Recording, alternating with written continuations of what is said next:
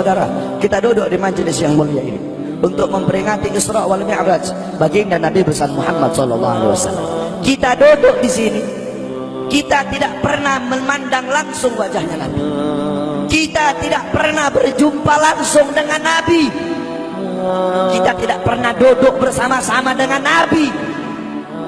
Untuk apa kita duduk di sini kalau bukan karena iman dan cintanya kita kepada Nabi Muhammad? Padahal kita tidak pernah berjumpa dengan Nabi, bertemu dengan Nabi tidak pernah, duduk bersama Nabi tidak pernah. Tapi kita beriman kepada Nabi Muhammad. Kita cinta kepada Nabi Muhammad. Kita umat yang dirindukan oleh Nabi, umat yang dicintai oleh Nabi. Rasulullah ketika beliau sedang duduk bersama para sahabat, Rasulullah berkata, wahai para sahabat, tahukah kalian golongan-golongan yang soleh? Tahukah kalian golongan-golongan yang mulia? Sahabat berkata, apakah para malaikat ya Rasulullah? Rasul berkata, bagaimana mungkin malaikat tidak mulia sedangkan mereka berada di sisi Allah? Ada lagi yang mulia, apakah para nabi dan rasul? Bagaimana mungkin nabi dan rasul tidak mulia sedangkan Allah menurunkan wahyu untuk mereka? Ada lagi yang mulia, apakah kami ya Rasulullah? Bagaimana mungkin kalian para sahabatku tidak mulia sedangkan aku berada di tengah-tengah kalian? Ada lagi yang mulia. Kata sahabat, Allah dan engkau yang lebih tahu ya Rasul.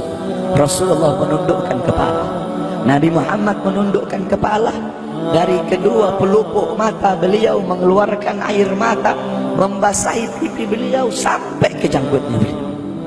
Beliau menundukkan kepala sambil menangis dan beliau berkata, golongan yang mulia ini, golongan yang soleh ini, mereka golongan-golongan yang adanya nanti di akhir zaman. Mereka tidak pernah duduk bersamaku, mereka tidak pernah memandang wajahku, mereka tidak pernah mendengar langsung kata-kataku, akan tetapi mereka beriman kepadaku, kata Rasul. Mereka umat yang aku rindukan, mereka umat yang aku cintai. Tuba liman yarani wa amana bi, wa tuba summa tuba liman lam yarani wa amana bi. Sungguh beruntung orang-orang yang beriman kepadaku, kemudian orang-orang yang melihatku kemudian beriman kepadaku. Dan sungguh beruntung, dan sungguh beruntung, dan sungguh beruntung. 3 kali keberuntungan, 3 kali kemuliaan bagi orang-orang yang tidak pernah melihatku akan tetapi mereka beriman kepadaku. Siapa? Kita umat Nabi Muhammad SAW. Kita tidak pernah memandang wajah Nabi, tidak pernah berkumpul dengan Nabi, tapi kita beriman kepada Nabi Muhammad. Apalagi kita umat Islam Indonesia. Umat Islam Indonesia, umat yang dicintai oleh Rasulullah. As-Sayyid Al-Habib Muhammad bin Ali Al-Maliki, ketika beliau berziarah ke makam Nabi Muhammad, dalam keadaan sadar beliau berjumpa langsung dengan Nabi Muhammad. Di belakang Nabi Muhammad ada ribuan orang. Habib Muhammad pun bertanya, ya Rasulullah, siapa yang ada di belakangmu ini ya Rasulullah? Ribuan orang ini, ribuan golongan ini, siapa ya Rasulullah? Rasulullah berkata, ini mereka yang ada di belakangku. Mereka adalah umat Islam yang aku cintai. Mereka umat Islam yang ada di Indonesia, kata Rasulullah SAW. Kita dicintai oleh Rasul. Kenapa? Coba kita lihat di Indonesia, saudara-saudara. Kalau bulan Maulud, kalau bulan Rabiul Awal, di kampung-kampung, di musola-musola, setiap masjid, setiap langgar, setiap pesantren, setiap RT, setiap RW pasti bikin maulid Nabi Muhammad. Kalau udah bulan Rajab, setiap pesantren, musola, masjid, kampung, RT, RW pasti bikin Isra wal Mi'raj baginda Nabi besar Muhammad. Negara-negara yang lain, tempat-tempat yang lain tidak seperti kita, saudara-saudara. Makanya kita menjadi umat yang dicintai oleh Rasul, umat yang dimuliakan oleh Nabi Muhammad, umat yang dirindukan oleh Nabi Muhammad SAW.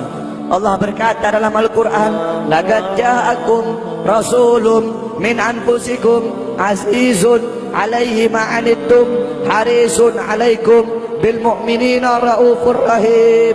Hei sekalian umat manusia, yang kaya, yang muda, yang tua, yang muda, yang kaya, yang miskin, mulai pejabat sampai rakyat, ulama sampai umat. Hei sekalian umat manusia, laqad ja'akum, telah sampai kepada kalian, telah datang kepada kalian rasulun, utusan Allah, min anfusikum, dari golongan kalian manusia.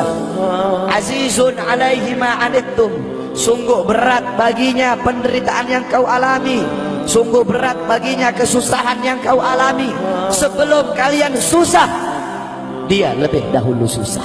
Sebelum kalian menderita, dia lebih dahulu menderita. Sebelum kalian menangis, dia lebih dahulu menangis. Sebelum kalian berdarah, dia lebih dahulu berdarah. Azizun alaihi ma antum harisun alaikum, dia menjaga kalian, menjaga akidah kalian, keyakinan kalian, tauhid kalian, syariat kalian, salat kalian, agar kalian tidak menyimpang, agar kalian tidak tersesat, agar kalian tetap berada di jalannya Allah. Bil mu'minina raufur rahim, kepada orang-orang yang beriman beliau sangat cinta, beliau sangat sayang, beliau mencintaimu sebelum engkau mencintainya, beliau merindukanmu sebelum engkau merindukannya. Siapa beliau? Siapa dia? Dia adalah seorang manusia yang mengorbankan jiwanya, mengorbankan nyawanya, mengorbankan darah dan hartanya demi kita sebagai umat.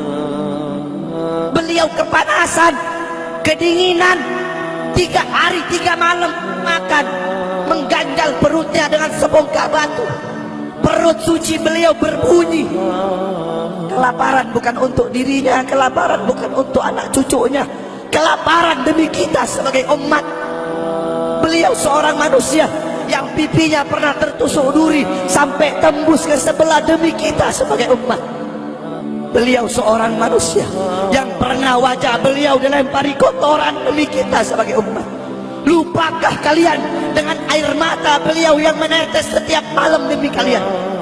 Lupakah kalian darah suci beliau yang menetes ketika berada di kota Taif, dilempari batu demi kalian? Ketika beliau pergi ke kota Taif, dahi beliau dilempar batu, darah ke beliau keluar. Ketika darah itu jatuh, ditampung darah beliau, ditampung darahnya. Sahabat berkata, ya Rasul, kenapa kau tampung darahmu ya Rasul? Rasul berkata, andaikan darahku jatuh di atas tanah Taif, penduduk kota Taif akan ditenggelamkan oleh bumi, sedangkan mereka adalah umatku. Luar biasa kasih sayang Nabi kepada kalian. Tapi kita sebagai umat tidak tahu diri.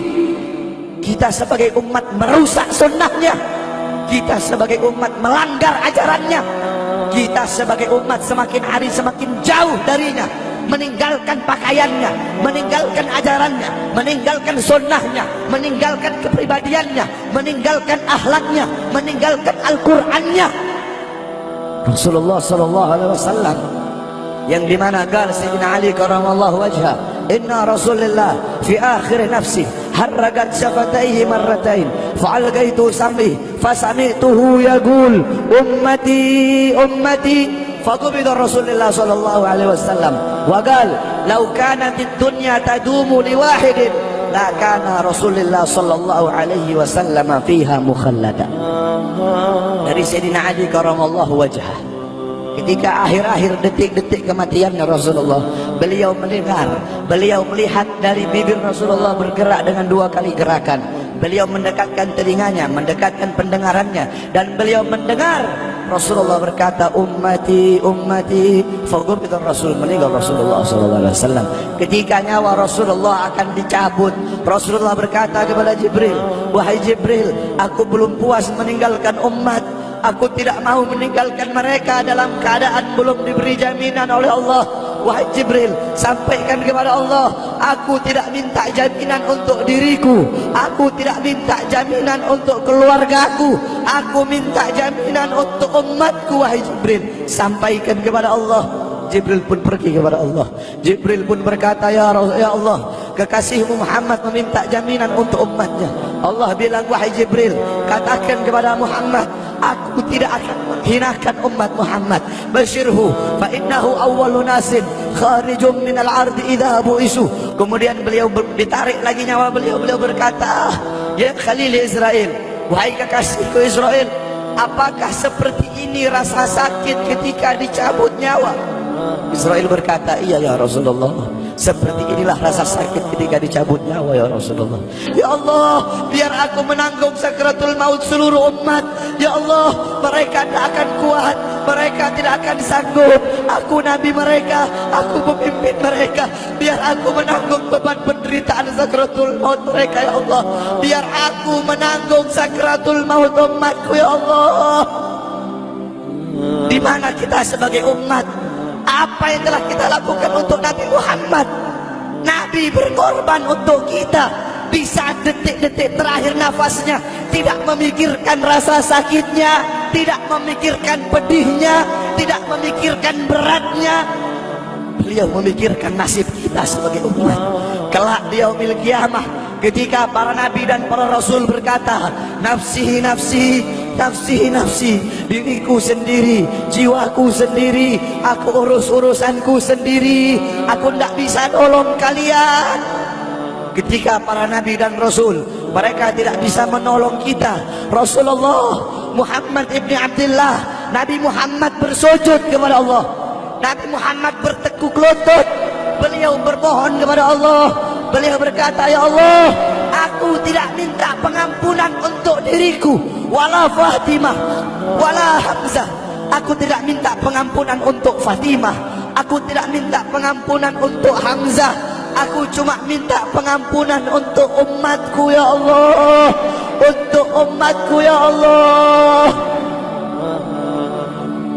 Rasulullah tidak meminta pengampunan untuk dirinya, tidak meminta pengampunan untuk anaknya, tidak meminta pengampunan untuk paman bibinya, tidak meminta pengampunan untuk keluarga atau anak cucunya, tetapi beliau meminta pengampunan untuk kalian sebagai umat.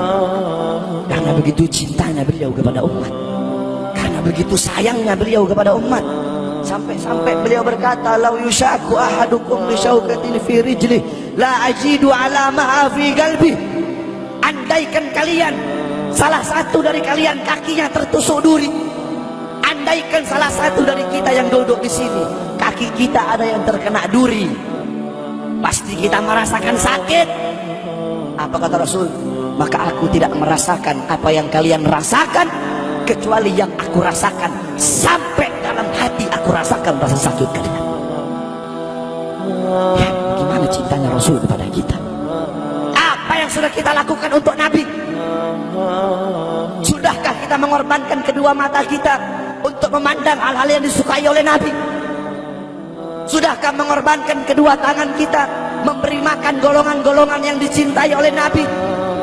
Mengorbankan lidah kita untuk mendakwahkan, mensuarakan ajaran syiar Nabi? Sudahkah mengorbankan kedua kaki kita melangkah ke tempat-tempat yang diridhoi oleh Nabi? Kita masih belum bisa balas jasa Nabi, dan tidak akan pernah bisa membalas jasa Nabi Muhammad. Jangankan kita duduk di sini berjam-jam, walaupun kita duduk di sini sampai pagi kita duduk, seumur hidup kita duduk di sini, masih belum bisa membalas jasa Nabi Muhammad. Sekalipun kita merangkak, engkau merangkak dari rumahmu menuju makam Nabi, merangkak bukan dengan kaki, merangkak bukan dengan bukan dengan tangan. Walaupun kalian merangkak dengan kedua mata dari rumah kalian menuju makam Nabi, itu masih belum bisa membalas jasa-jasa Nabi Muhammad sallallahu alaihi wasallam. Kita tidak bisa membalas jasa-jasa Nabi Muhammad. Kecintaan kita tidak ada apa-apanya. Apakah kecintaan kita lebih besar daripada kecintaan seorang anak kecil yang ada di zaman Syekh Abdurrahman Ad-Dibai? Di zaman Syekh Abdurrahman Ad-Dibai, pengarang Maulid Diba, ketika beliau ingin berziarah ke makamnya Rasul, ketika beliau ingin ziarah ke makamnya Nabi, ada satu orang anak kecil ingin ikut berziarah. Maka kata rombongan, hai anak kecil, engkau tidak boleh ikut. Ini perjalanan memakan waktu berhari-hari, bisa 4 hari, 5 hari, bahkan sampai 1 minggu. Kau tidak boleh ikut. Pergi anak kecil tersebut. Pergilah rombongan Syekh Abdurrahman Ad-Dibai untuk ziarah ke makamnya Nabi.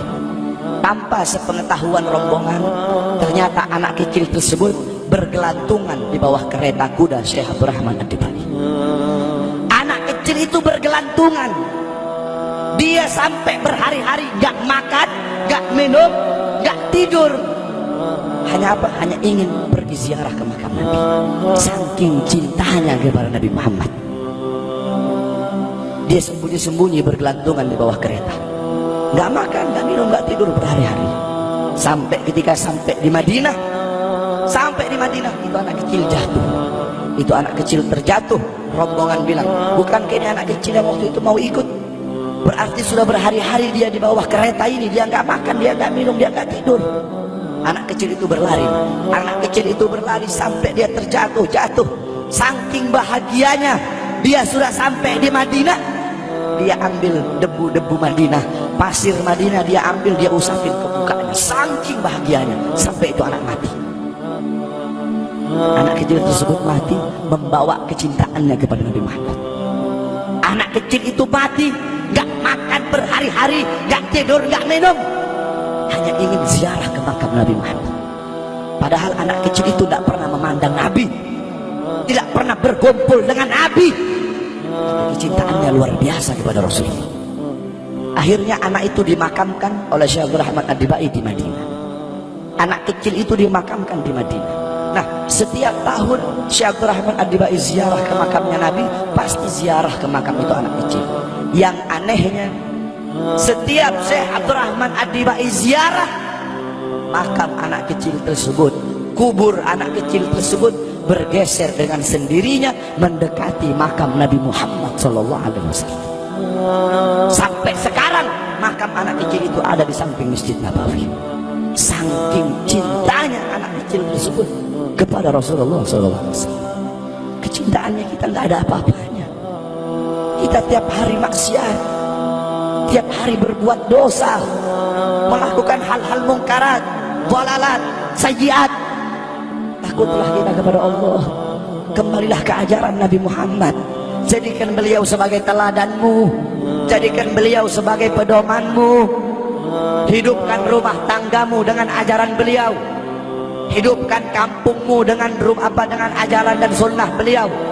Jadikan rumah tanggamu rumah tangga Sayyidina Muhammad, kampungmu kampung Sayyidina Muhammad, desamu desa Sayyidina Muhammad, kotamu kota Sayyidina Muhammad sallallahu alaihi wasallam.